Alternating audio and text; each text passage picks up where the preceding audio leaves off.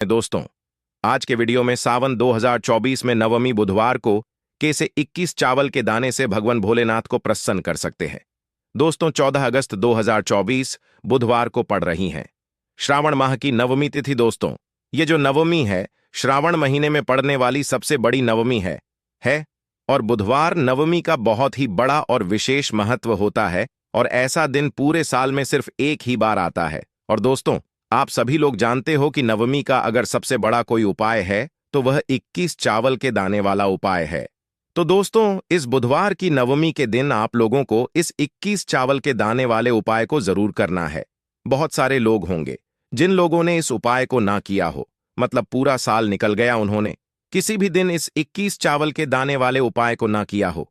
पर दोस्तों, आपके पास एक आखिरी मौका बचा हुआ है जो 14 अगस्त के दिन। तो इस दिन आप लोगों को इस वाले उपाय को जरूर कर लेना है। भले ही आपने पूरे महीने भर इस उपाय को ना किया हो, पर अगर आपने इस श्रावण महीने की नवमी के दिन अगर इस वाले उपाय को कर लिया तो आपको इस उपाय को करने का वह फल मिलेगा जिसकी आपने कभी कल्पना भी नहीं करी होगी। इसीलिए आप लोग इस वाले उपाय को एक बार जरूर कर लेना ताकि आप लोगों के हाथ से यह मौका न जा सके और आपको इस उपाय को करने का फल मिल सके। दोस्तों, यह उपाय पंडित जी ने अपनी अभी की ही श्री शिव महापुराण की कथा में बताया है, जिस उपाय को आज हम आपको को बहुत अच्छे से समझाने वाले हैं। इस वीडियो को देखने के बाद इस उपाय को समझने के लिए आपको कोई और वीडियो को देखने की जरूरत नहीं पड़ेगी। तो चलिए दोस्तों, उपाय को शुरू करते हैं। देखिए, यह इस श्रावण महीने की बुधवार नवमी के दिन यह इतना खास होता है, इतना महत्वपूर्ण होता है। देखा गया है कभी कभी बड़े बड़े पूजा पाठ अनुष्ठान से जो मनोकामना पूर्ण नहीं होते, वह श्रावण महीने के दिन एक छोटे से उपाय करने से ही आपकी मनोकामना पूर्ण हो जाती है। और बहुत सारे लोगों ने इस उपाय को किया भी है और उनको इस उपाय को करने का फल भी जरूर मिला है। अगर आप लोग भी इस उपाय को करना चाहते हैं तो आप इस उपाय को पहले अच्छे से समझ लेना, सुन लेना, उसके बाद करना। आपको इस उपाय का फल जरूर मिलेगा और इस उपाय को कर लेने से आपके घर में चाहे किसी भी प्रकार की दुख और समस्या क्यों ना चल रही हो, आपको उसका कारण भी नहीं पता है कि भाई समस्या किस कारण से चल रही है। उसका कुछ भी कारण हो सकता है, जैसे पितृदोष हो सकता है या किसी भी तरह का मंगल दोष भी हो सकता है। तो इस दिन आप लोगों को यह वाला उपाय कर लेना है। यह एक ऐसा उपाय है जिस उपाय को अगर किसी विशेष दिन पर किया जाए तो भाई उस विशेष दिन का जो है वह तो हमें मिलता ही मिलता है, पर हमने उस दिन पर इस उपाय को किया है तो हमें उससे भी बड़ा फल मिलता है और फल बहुत जल्दी मिलता है, क्योंकि आप इस उपाय को बहुत ही बड़े और विशेष दिन पर कर रहे हो। तो चलिए अब उपाय के बारे में बात करते हैं, लेकिन उससे पहले आप लोगों को यह जानना आवश्यक है कि आखिर यह उपाय किस समय करना है, किसको करना है और कैसे करना है। तो चलिए हम आगे आपको वीडियो में एक एक करके बता देते हैं।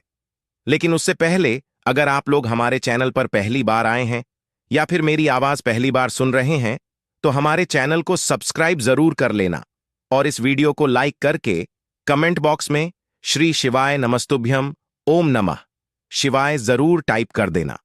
तो दोस्तों, इस 21 चावल के दाने वाले उपाय को हमें इस बुधवार नवमी के दिन कैसे करना है, किसको करना है, किस समय करना है और कहां पर करना है, ये सारे सवालों के जवाब आपको इस वीडियो में मिल जाएंगे। और जो यह वीडियो देखेगा भाई, उसको 21 चावल के दाने वाला उपाय जरूर करना चाहिए, क्योंकि इस दिन एक चावल के दान का भी बहुत ही बड़ा और विशेष महत्व होता है।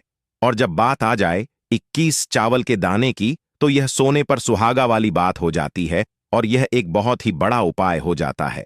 तो अब दोस्तों, इस 21 चावल के दाने वाले उपाय को आखिर करना किसको है, सबसे पहले हम लोग वह बात जान लेते हैं। तो देखो, घर की जो बड़ी माताएं बहनें होती हैं, उन माताओं बहनों में से कोई भी एक बड़ी माता बहन इस वाले उपाय को कर सकती है। और दोस्तों, अगर आप चाह तो अपने घर में से सभी सदस्यों को भी इस उपाय को करवा सकते हैं।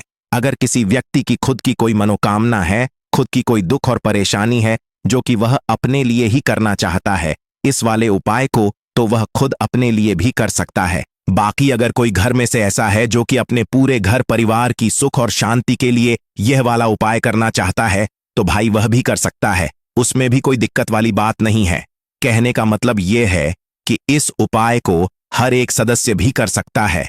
और पूरे घर परिवार के सदस्य के लिए घर की बड़ी माताओं बहनों में से कोई एक माता बहन भी कर सकती है।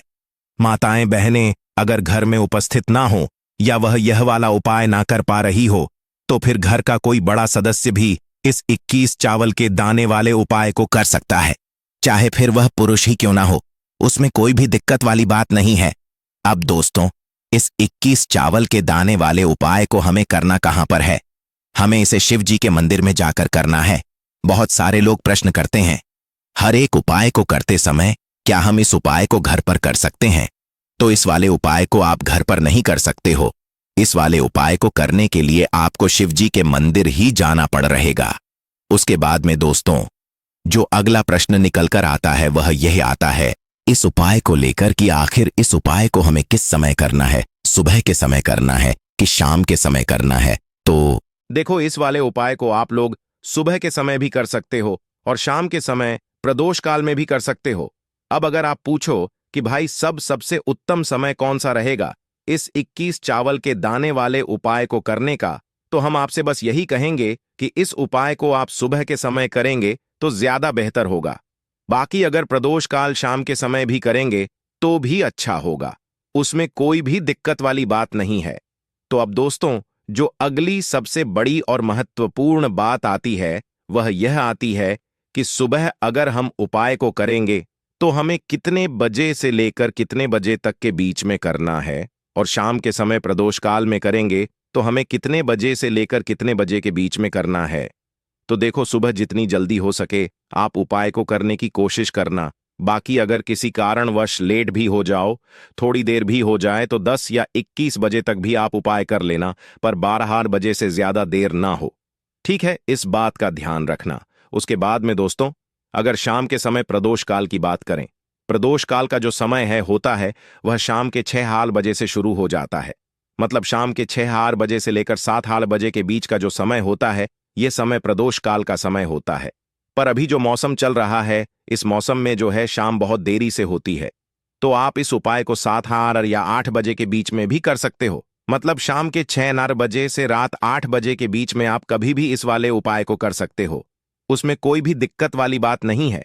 अब दोस्तों, यहां पर इस उपाय को लेकर एक और सबसे बड़ी बात यह निकल कर आती है कि इस 21 चावल के दानों को हमें लेना कहां से होता है, और हमें इस उपाय को करने के साथ में क्या और कुछ भी सामग्री ऐसी होती है जो शिव जी के मंदिर लेकर जानी पर डिडी रहती है।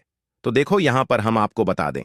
सबसे पहले आप लोग ये जान लो कि यह जो 21 चावल के दाने वाला उपाय है, सिर्फ और सिर्फ आप उपाय की सामग्री लेकर कभी भी शिव जी के मंदिर मत जाना, क्योंकि हमें भगवान के सामने यह नहीं दर्शा है कि अगर हम भगवान शिव जी के मंदिर आए हैं तो अपने फायदे के लिए आए हैं।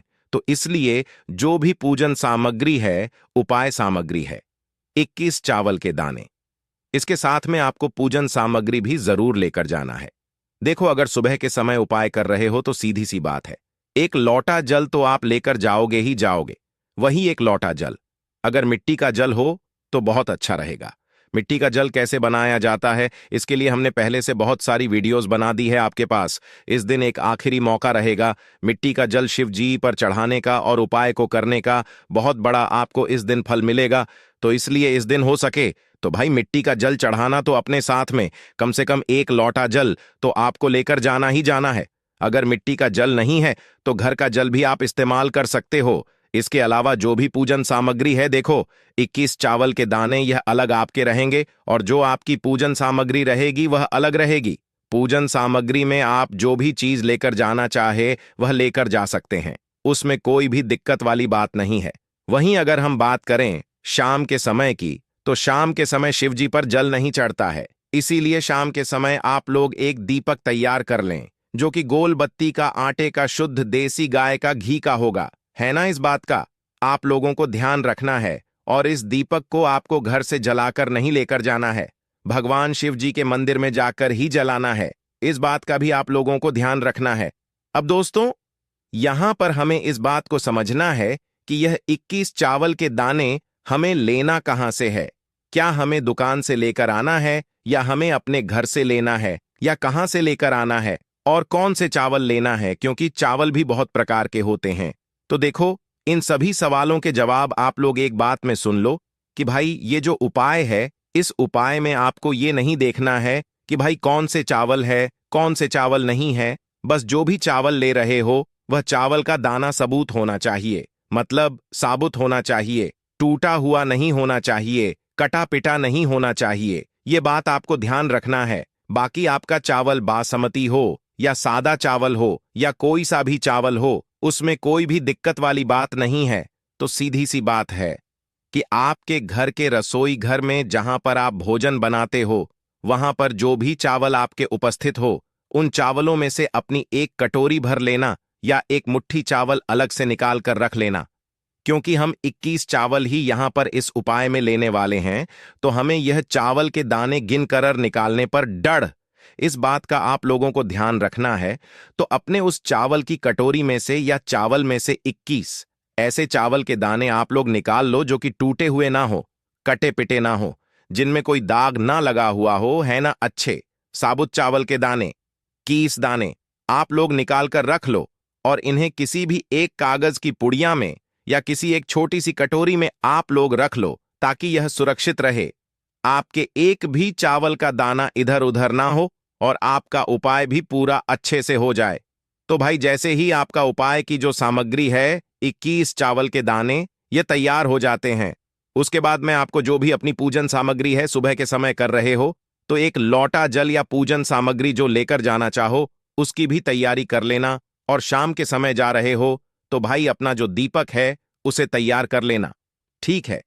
और उपाय को करते समय शुद्धता का विशेष रूप से ध्यान रखना, ठीक है। सुबह सुबह स्नान करने के बाद ही उपाय को करने की आप लोग तैयारी करना। उसके बाद अगर शाम के समय की बात करें तो शाम के समय आपको स्नान करने की जरूरत नहीं है, पर शुद्धता का ध्यान रखना है। आपको स्नान तो नहीं करेंगे, आप हाथ मुंह धोकर भी इस वाले उपाय को शाम के समय प्रदोष काल में कर सकते हैं, इसमें कोई दिक्कत वाली बात नहीं है। तो आप अपने उपाय की पूरी सामग्री तैयार करके आपके पास ही में जो आपका शिव मंदिर हो वहां पर पहुंच जाइए। सबसे पहले शिव मंदिर में जाकर आप लोगों को उपाय नहीं करना है, पहले भगवान के दर्शन करना है, भगवान से आशीर्वाद प्राप्त करना है, फिर शिव जी की शिवलिंग के पास में आना है। शिवलिंग के पास में आने के बाद आप जो पूजन सामग्री लेकर आए हुए हैं, जैसे कि सुबह गए हुए होंगे, तो एक लौटा जल और जो भी पूजन सामग्री लेकर आए हैं आप उनसे भगवान शिव जी की पूजन कीजिए। सबसे पहले तो एक लौटा जल ही चढ़ेगा, उसके बाद में आपकी पूजन सामग्री चढ़ेगी। उसके बाद में अगर दोस्तों शाम के समय अगर आप इस उपाय को कर रहे हो तो अपने साथ में कम से कम एक जो दीपक है गोल बाती का जो आप अपने साथ में लेकर गए हो, उस दीपक को मंदिर में जाकर अपनी माचिस से जलाना है और उस दीपक को शिवलिंग के पास में रखना है, ठीक है। इस दीपक को रखने के बाद ही आप लोगों को अपना यह वाला उपाय शुरू करना है। और दीपक को ज्यादा पास में मत रखना, वैसे भी गर्मी पड़ रही है, भगवान शिव जी को आंच नहीं लगनी चाहिए, है ना। तो भाई जैसे ही आपकी पूजा अर्चना हो जाती है आप भगवान शिव जी को प्रसन्न कर लेते हैं। उसके बाद में शिवलिंग के पास ही में आप कहीं पर बैठ जाइए, सामने या आसपास जिस जगह पर आपको बैठना हो वहां पर बैठ जाइए और अपने वह 21 चावल के दाने अपने सामने निकाल कर रख लीजिए। क्योंकि अब यहां पर उपाय को यहां पर करने की आपको तैयारी करना है। और इस तरीके से जब आप उपाय करेंगे, पूजन सामग्री करने के बाद, पूजन अर्चना करने के बाद, तो आपको उपाय का फल बहुत जल्दी और बहुत बड़ा होकर मिलेगा। तो अपने 21 चावल के दाने अपने सामने निकाल कर रख लेना। और यह जो उपाय है यह आपकी सीधे हाथ की हथेली से होगा, इसलिए इस बात का भी विशेष रूप से ध्यान रखना है। तो सीधे हाथ की हथेली का प्रयोग करके ही आप लोग अपना इस वाले उपाय को करना। अपने सामने जो भी आपकी कागज की पुड्डी या है उसको खोल कर रख लो, या कटोरी है तो भाई उसे अपने सामने रख लो और अपने वह 21 चावल के दाने निकाल लो, ठीक है। उसके बाद में दोस्तों अब आपको क्या करना है कि शिवलिंग आपके सामने होगी, तो आपने वह 21 चावल के दाने एक एक करके आपको शिव जी के शिवलिंग के ऊपर चढ़ाना है। कहां पर चढ़ाना है? शिवलिंग के ऊपर चढ़ाना है और कहीं पर भी नहीं चढ़ाना है।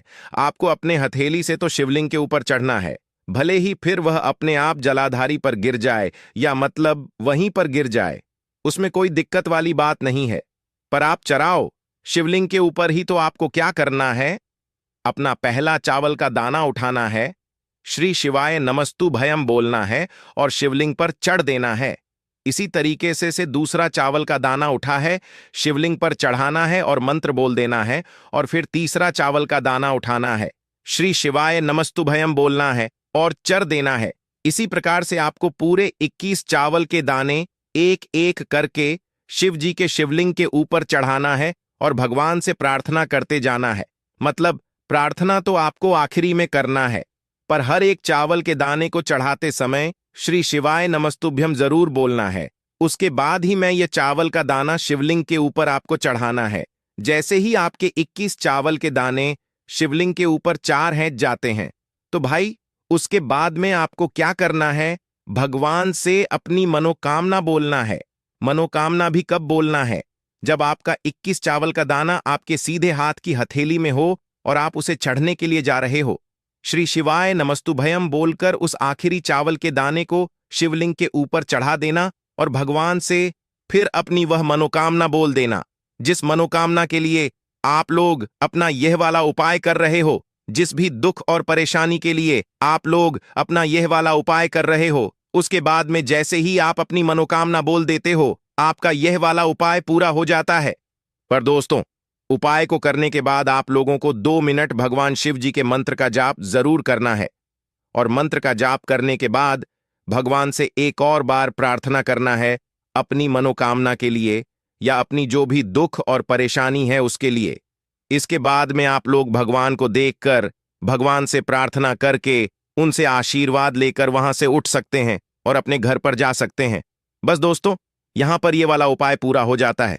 इस तरीके से जो भी व्यक्ति छोटी छोटी चीजों का ध्यान रखते हुए इस 21 चावल के दाने वाले उपाय को करेगा, निश्चित सी बात है उसे उसकी मनोकामना जल्द ही पूर्ण होगी और जो भी दुख और परेशानी है वह भी बहुत ही जल्दी दूर होंगी। और दोस्तों, अगर आपको हमारी यह वीडियो पसंद आई हो तो हमारे इस वीडियो को लाइक और चैनल को सब्सक्राइब जरूर करें। हर हर महादेव। ओम नमः शिवाय।